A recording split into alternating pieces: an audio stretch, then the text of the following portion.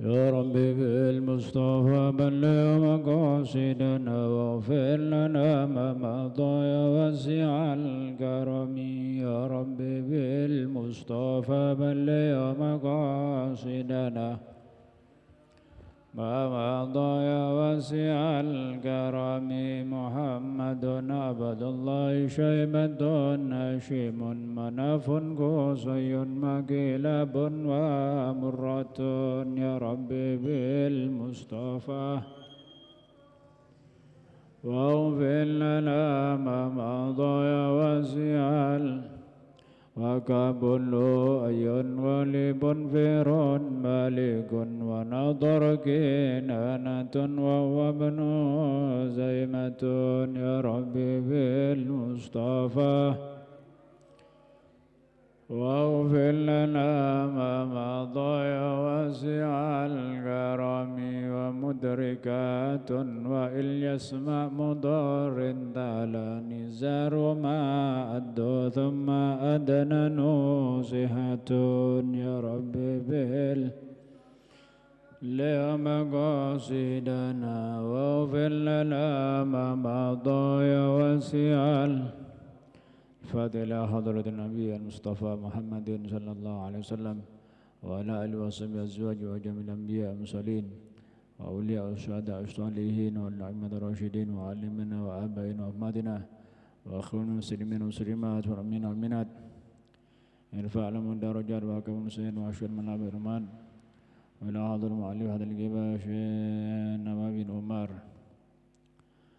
سجلتنا نسويتي قضي من أول أطوار من الفاتحة أعوذ بالله من الشيطان الرجيم بسم الله الرحمن الرحيم الحمد لله رب العالمين الرحمن الرحيم مالك يوم الدين إياك نعبد وإياك نستعين اهدنا الصراط المستقيم صراط الذين أنعمت عليهم غير المغضوب عليهم ولا الضالين آمين.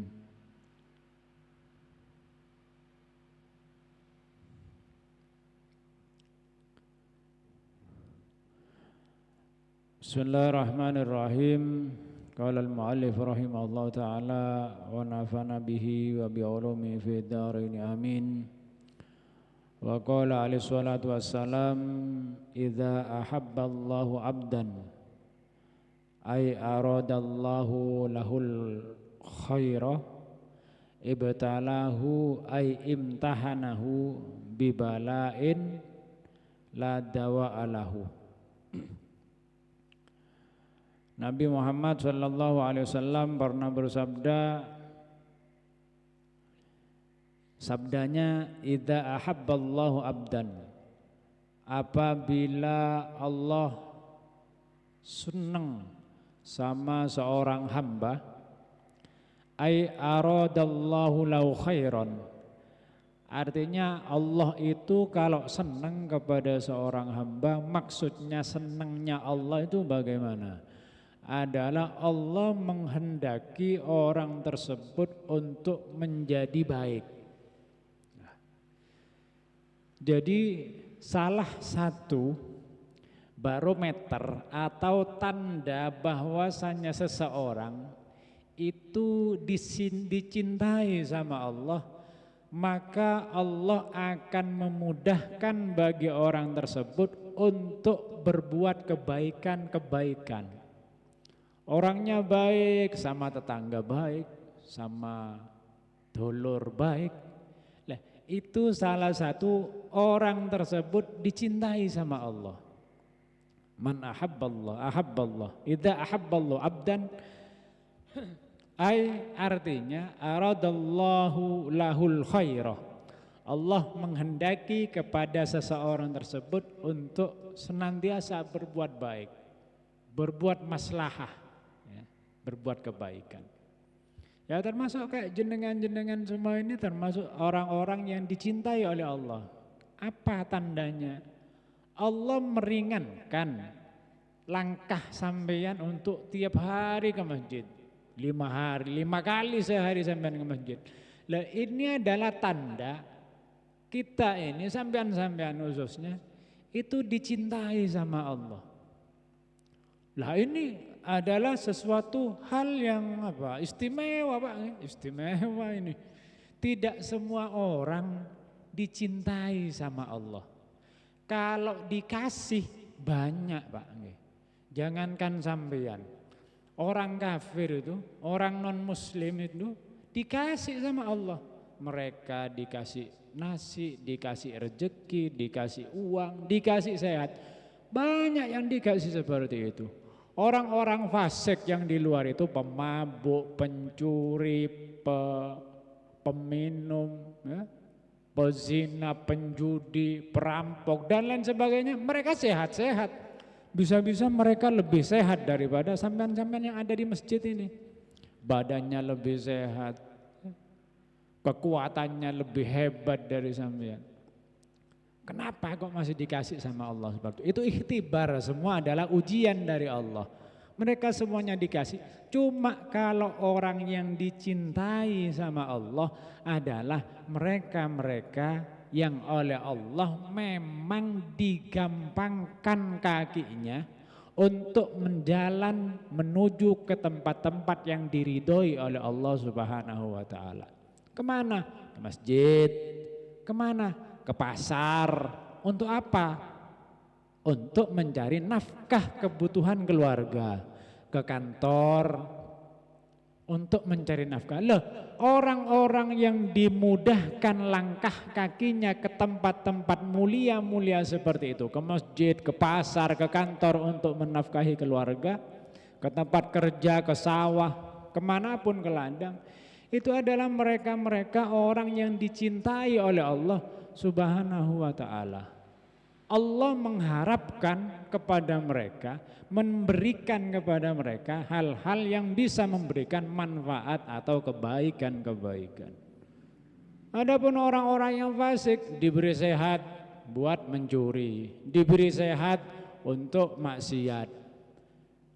Lah, pemberian Allah yang seperti itu tidak berarti mereka itu tidak dicintai sama Allah, tapi tetap diberi.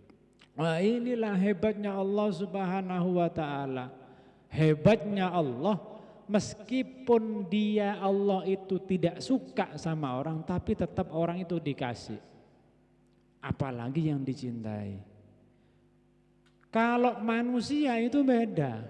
Manusia itu biasanya, lumrahnya enggak akan memberikan sesuatu kecuali kepada orang-orang yang dicintai, yang disenangi.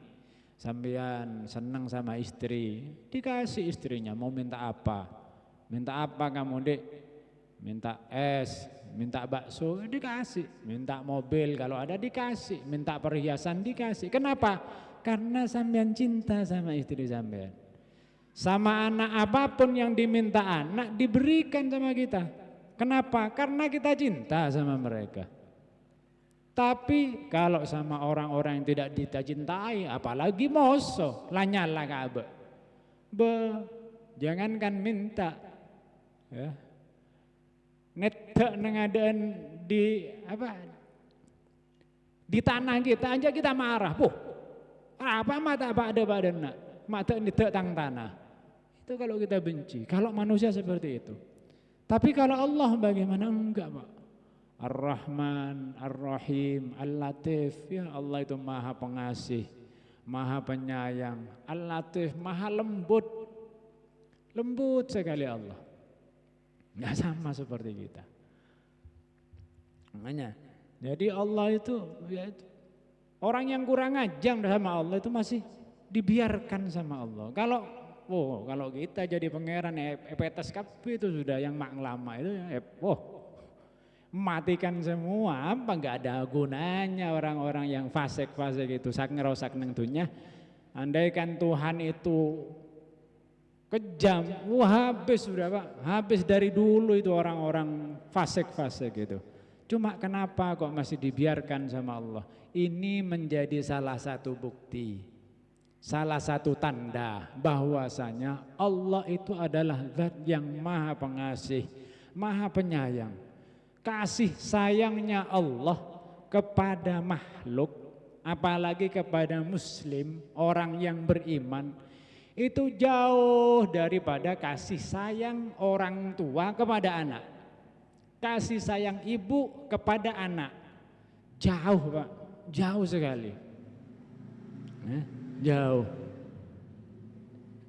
Kok bisa jauh? Ya ibu aja nyosoh ya, menyusui. Itu kan sudah kasih sayangnya sangat besar ya ketika ibu menyusui sama anak kecil. Itu kalau anaknya waktu disusui gigit, pokol bimbun, wah keke, tobi kadang.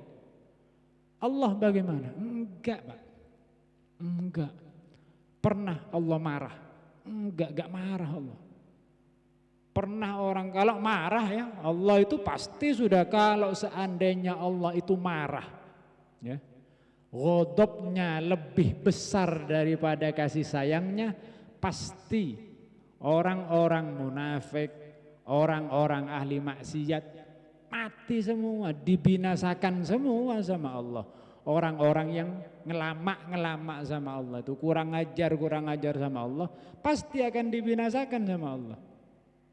Kenapa kok masih diingu? Itu salah satu tanda bahwasanya kasih sayangnya Allah, rahmatnya Allah itu lebih besar, lebih agung daripada sifat marahnya Allah.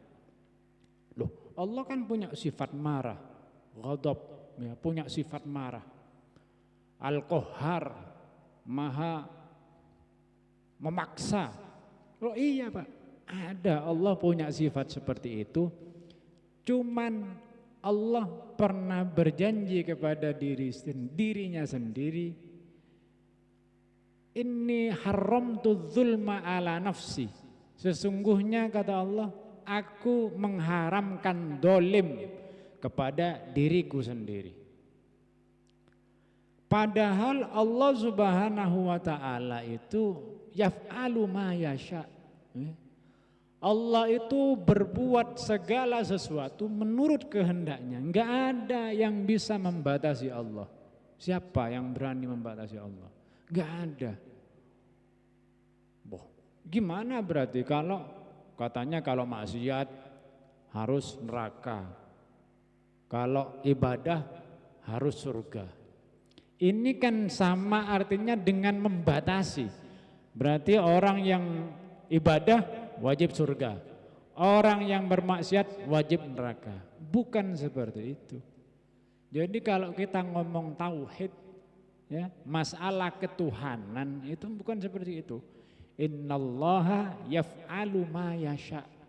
Allah itu, ya, teorinya, konsistennya itu, Allah itu adalah zat yang maha melakukan segala sesuatu yang Allah inginkan. Innallaha yaf'alu ma taf'alun ma ta'malun. Apa yang kita kerjakan itu sejatinya, hakikatnya adalah kehendak Allah Subhanahu wa ta'ala. Semua kehendak Allah. La haula wala quwata, kita tidak punya kekuatan apa-apa dalam hal ini. Enggak ada. Kekuatan kita itu apa kekuatan? Enggak ada Pak. Wah ini bisa.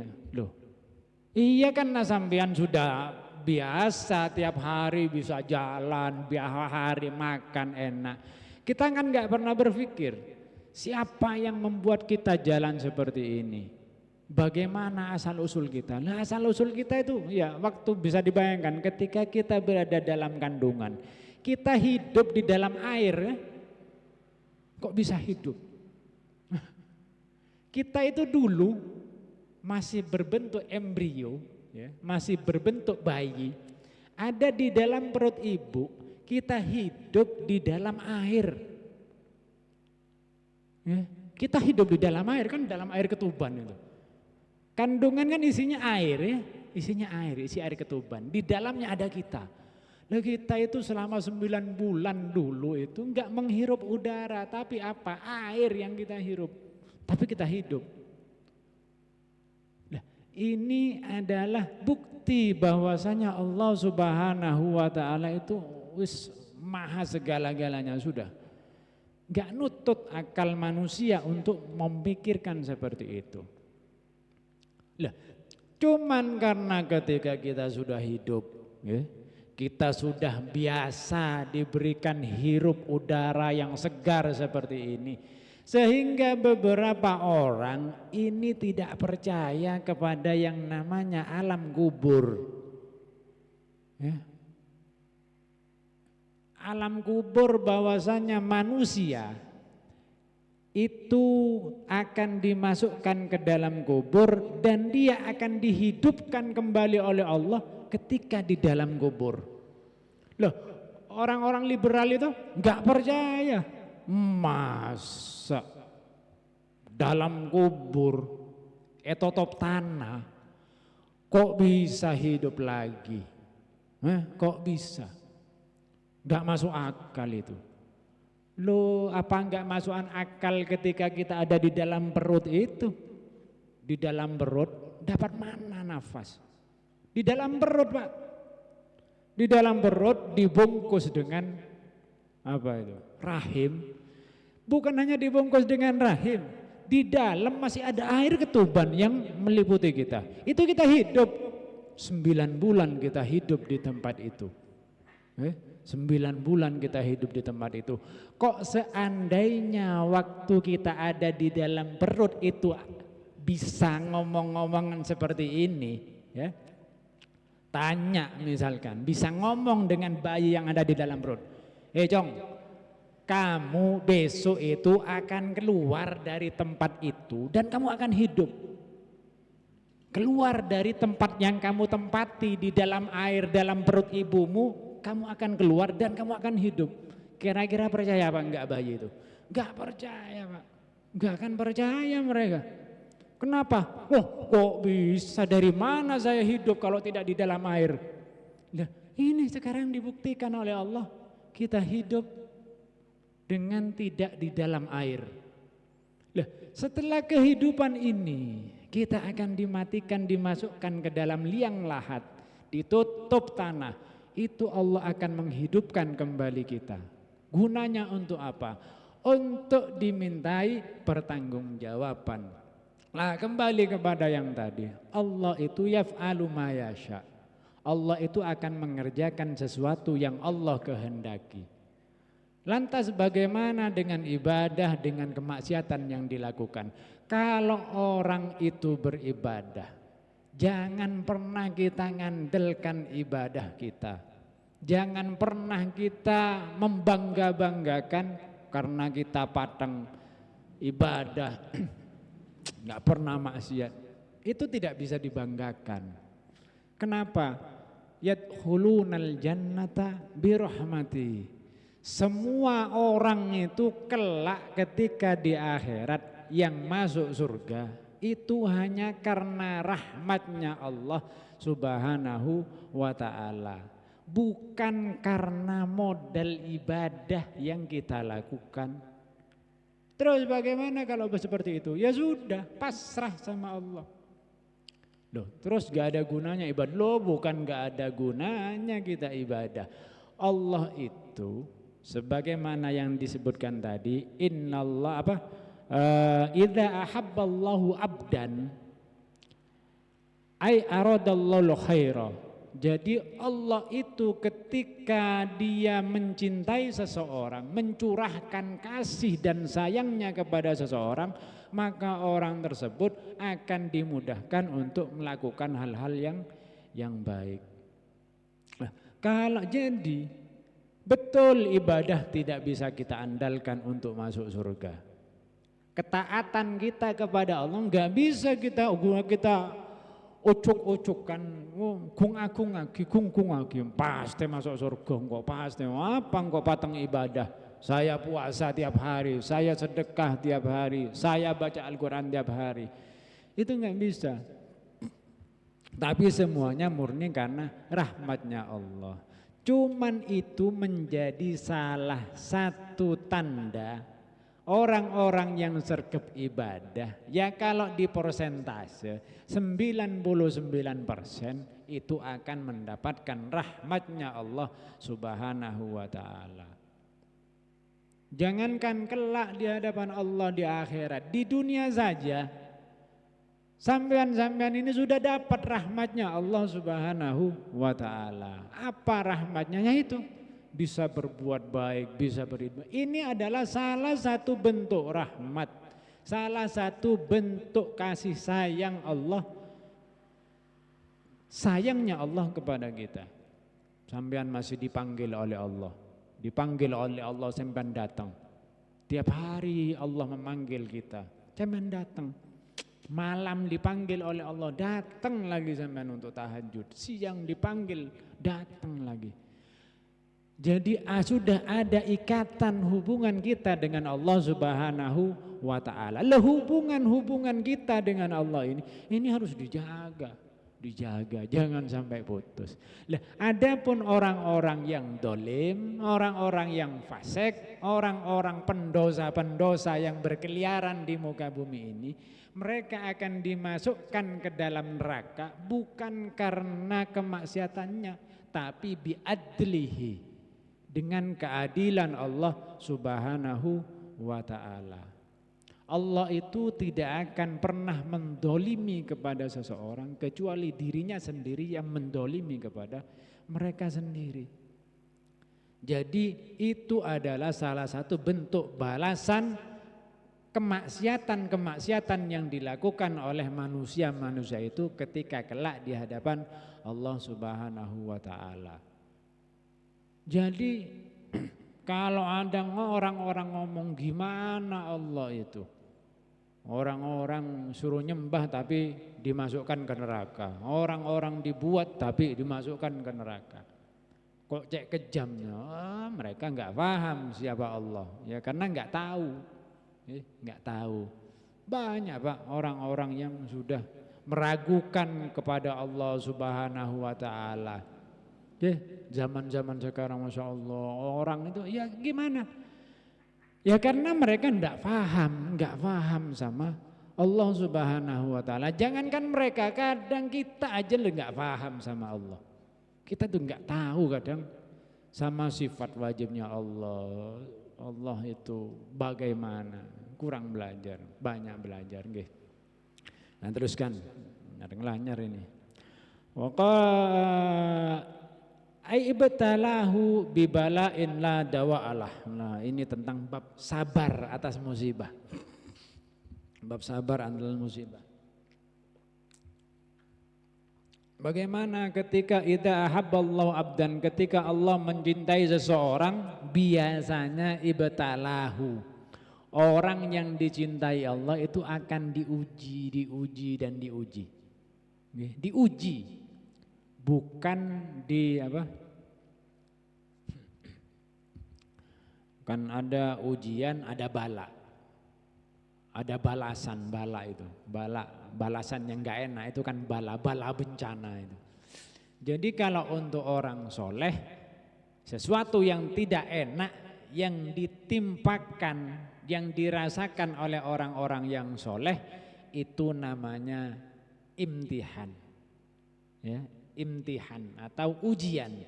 Tapi sesuatu yang tidak enak yang dirasakan oleh orang-orang fasik, apalagi orang-orang kafir, itu adalah musibah, adalah bala, ya, adalah bencana yang ditimpakan oleh Allah Subhanahu wa ta'ala. Manusia hidup, adakah manusia yang hidup ini tidak bosan, tidak pusing? Ada. Kira-kira ada? Beda, pasipul. Orang odi saya tak posang. Enggak ada Pak. Orang gila enggak punya akal sudah Pak. Kalau orang-orang waras kayak kita ini, ayo, ada Pak Jabar? Nih saya tanya Pak Jabar, jenengan pernah jadi Kapolsek? Kalau kata orang-orang seperti saya yang enggak jadi apa-apa, nyaman Pak Jabar itu, enak Pak. Posang Pak. Iya kan? Jadi ya itu katanya orang, nyaman nekah beden cacana oreng, can oreng. Katanya orang yang pegawai, nyaman nggak Pak Yunas, alakoh sekarang betibi. Tanya lagi Pak Yunas, nyaman Pak Yunas? Posang. Dulu Pak Widodo waktu masih ngajar, pusing ngajar terus. Lah, sekarang sudah pensiun, posang apa enggak sampean, Pak? Posang. Ya, enggak ada ya. Enggak ada orang yang enggak posang hidup di dunia ini. Siapa yang enggak posang? Jangankan orang sakit, waras Pak nggih, beres. Posang.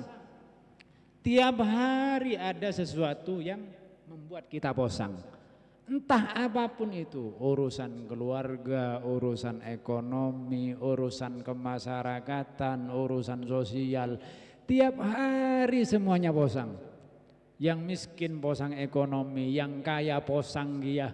Ya, itu adalah bentuk dari ya emang kehidupan dunia seperti ini sudah.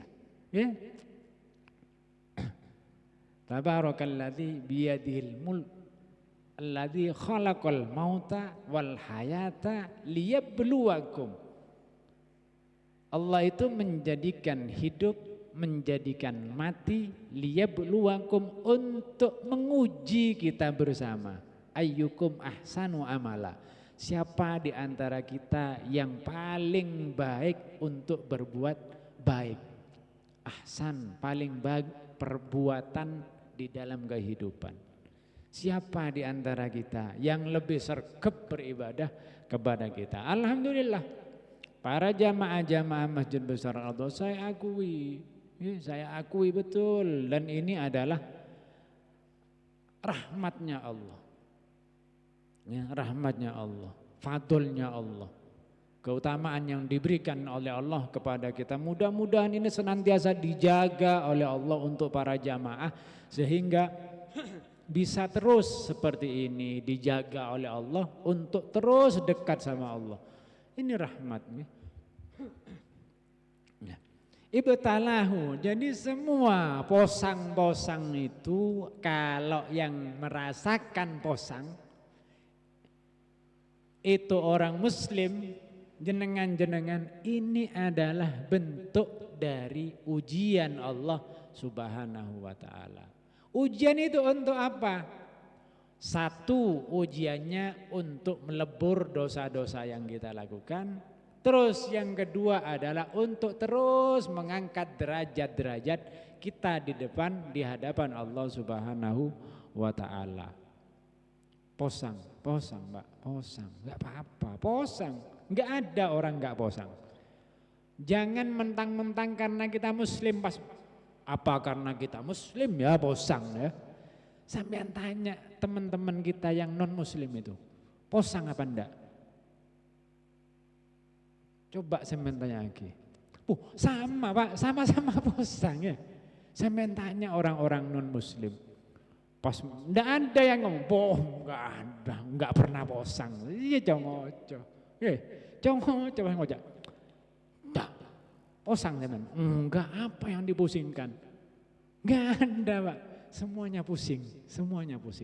Lah pusing-pusing yang dirasakan oleh orang-orang fasik, orang-orang non muslim, itu adalah salah satu bentuk bala dari Allah Subhanahu wa ta'ala. Jadi hakikatnya seperti itu. Bukan karena masalah harta, yaitu harta itu bukan menjadi jaminan seseorang tidak posang. Sudah sampean tanya sudah kepada orang yang paling kaya di dunia, jauh di Indonesia sudah. Atau siapa saudara sampean yang kelihatan katanya sampean kaya, tanyakan sudah. Posang sampean. Tetap posang, Pak. Saya aja sudah, saya kalau dibandingkan Pak Jabar, Pak Yunus jauh lebih kaya Pak Jabar sama Pak Yunus. Cuma saya tanya Pak Jabar posang dengan Pak. Posang, Pak Yunus posang, saya juga posang. Sama Pak. Dinamika kehidupan itu adalah salah satu dinamika kehidupan, memang begitu. Saya lanjutkan, ibtalahu. Sudah memang ketentuan dari Allah Subhanahu wa ta'ala, sudah nas dari Allah, enggak bisa dipungkiri, itu sudah jalan yang ditetapkan oleh Allah Subhanahu wa ta'ala, bahwasanya hidup di dunia ini adalah untuk menguji siapapun itu, utamanya muslim. Diuji betul, diuji, sehingga kata makalah dari orang para ulama, ad-dunya sijnul mu'min wa jannatul kafirin. Dunia apalagi untuk orang-orang mukmin, kayak di penjara Pak kita Pak. Hidup kita di dunia itu susah kayak kita di penjara. Mau ini enggak boleh, mau itu enggak boleh, mau nyenuk enggak boleh, mau minum homer yang enak katanya itu enggak boleh, mau nyabu yang katanya orang-orang suka itu enak kita enggak boleh, makan babi kita enggak boleh, makan riba kita trik apa banyak yang enggak enak yang dilakukan oleh orang mukmin. Tapi ya memang seperti itu sudah sunnatullah, sunnatullah, jalan-jalan yang ditetapkan oleh Allah. Terus bagaimana kita menyikapi itu semua? Maka sikapilah semua itu dengan pasrah kepada Allah.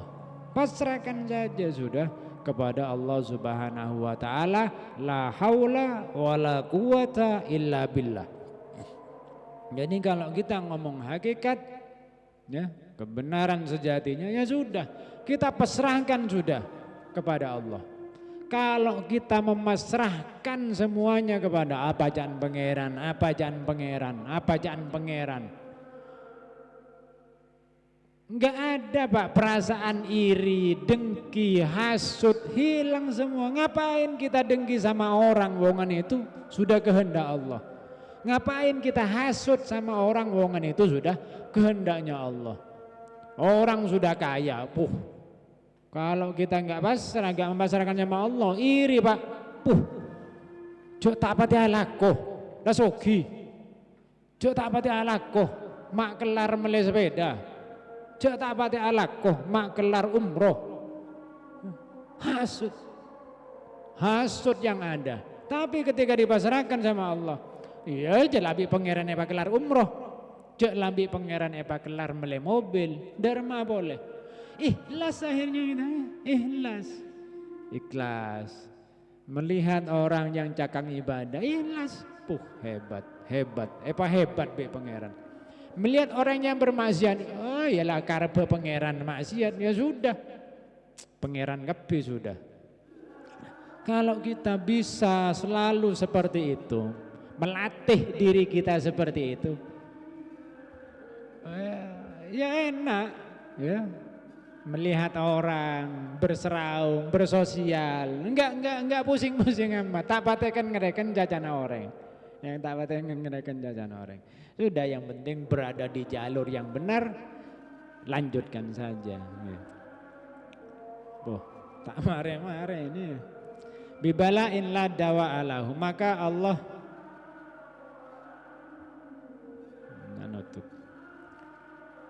jadi semua akan diuji bibalain dengan ujian la dawa alahu yang tidak ada kesudahannya. Fa in sabara ijtabah wa in radya istofah. Apabila seseorang yang dapat ujian dari Allah dia sabar, maka Allah akan memilihnya menjadi kekasih. Wa in radya, dan apabila dia ridho, istofahu, maka Allah akan menjadikan dia sebagai orang yang dicintai dan mencintai kepada Allah dengan cinta yang agung. Nah, jadi ya itu ujian bala yang menimpa kita, ujian-ujian yang diberikan Allah oleh Allah kepada kita, orang-orang yang sergap ibadah ini, yang muslim ini ya, yang orang Islam ini adalah bentuk dari kasih dan cinta Allah kepada kita. Jadi itu alhamdulillah. Posang alhamdulillah. Hanya mana? Kenapa? Karena di balik keposangan kita ini adalah tanda bahwasanya Allah mencintai, sayang kepada kita. Alhamdulillah. Semakin kita posang semakin alhamdulillah. Nyaman kan? Jadi alhamdulillah terus. Ya, enak sudah. Enak hidup itu, alhamdulillah. Apa posang mi pangeran? Alhamdulillah. Ki bisa posang. Tempeng tak posang berarti gila, katanya Pak Jabar. Yang tak posang siapa? Gila, orang gila. Berarti kalau kita posang, kita ini masih orang-orang yang waras. Ya. Jadi mau apa posang be pangeran, alhamdulillah. Berarti ki beres. Mudah-mudahan ada manfaatnya. Dan kita senantiasa dicintai oleh Allah dan menjadi ibadil sholihin ala hadiniya al-Fatihah. Bismillahirrahmanirrahim. Ar-Rahmanir-Rahim. Maliki yaumiddin. Iyyaka na'budu wa iyyaka nasta'in. Ihdinas siratal mustaqim. Siratal ladzina an'amta 'alaihim ghairil maghdubi 'alaihim waladdallin. Wa hada minni ihdinas siratal mustaqim. Subhanakallahumma wa bihamdik asyhadu an la ilaha illa anta astaghfiruka wa atubu ilaik.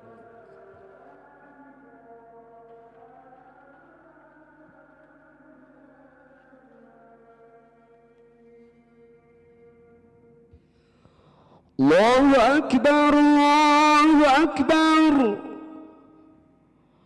Allahu Akbar,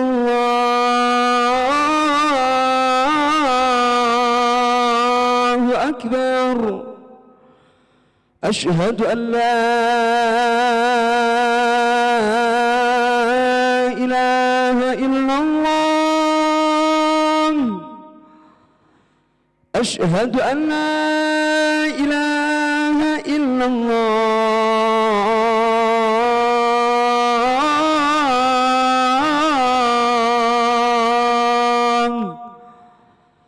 أشهد أن محمدا رسول الله. أشهد أن محمدا رسول الله.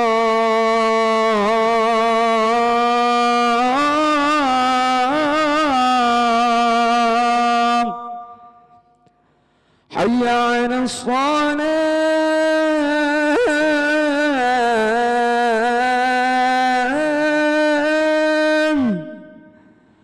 حي على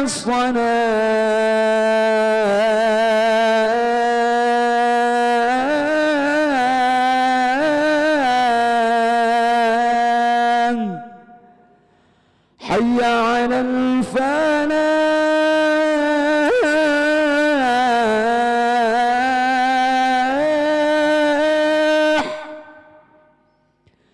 حي على الفلاح.